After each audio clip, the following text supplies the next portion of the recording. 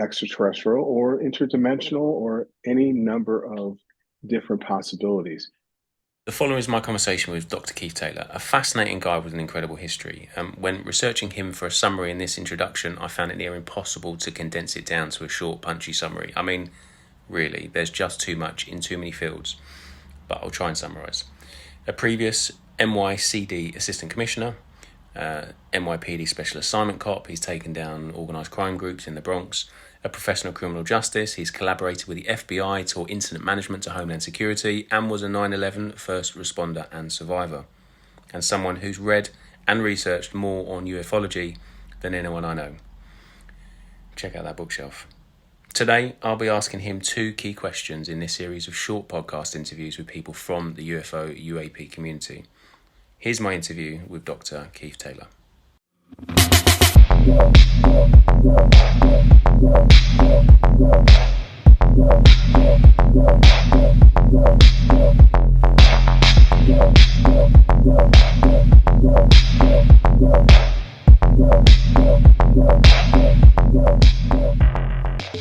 What first piqued your interest in the UAP UFO phenomenon, and kind of where did that start really?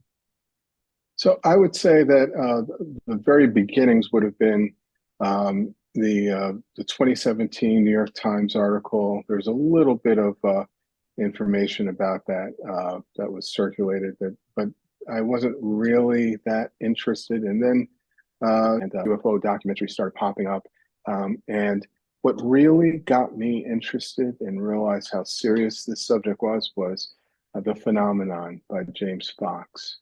Seeing that really had a major impact on my impression of what we were actually facing as as humanity, and all of the difficulties and complexities of the history of the subject matter, the stigma and everything else. What do you Sure. think, based on what you've seen, based on what you've heard, Yeah. what do you think the UAP signifies, and what could it mean for humanity?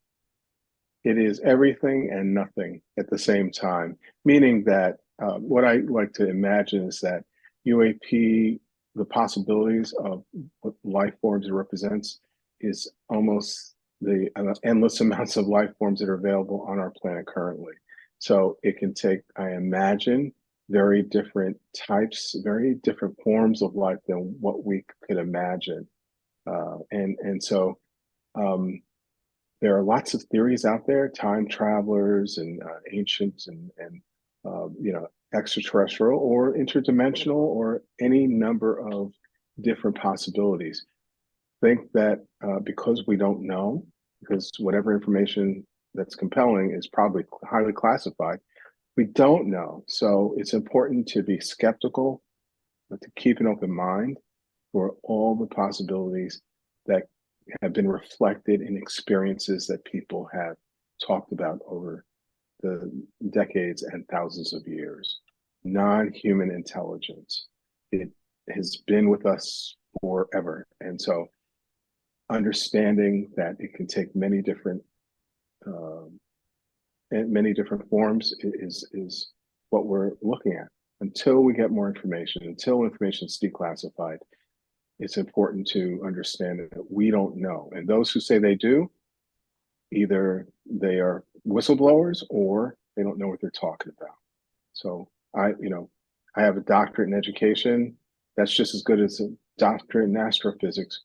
We both don't know about the classified world unless we work and live in it. Do you think that people Sure. within these programs, do you think that they have the full picture? Do you think they know what this represents, or do you think that it's so compartmentalized that even they don't fully understand?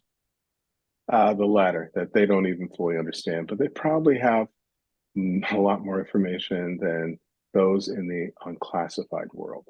So we're starting from zero.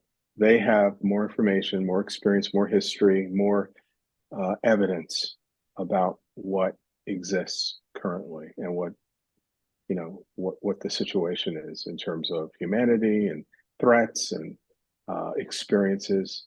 And I'm sure they've done plenty of research. They have tried to re-engineer what they can. and they've worked very hard to make sure that the rest of humanity did not know about it. As a matter of fact, most of leadership does not know about it. So we're all kind of learning together. That's why you've seen the federal legislation, especially one called the UAP Disclosure Act, that specifically talks about unveiling this information for the Congress, who is supposed to be responsible for it, accountable for it, and the American people and the world, global citizens.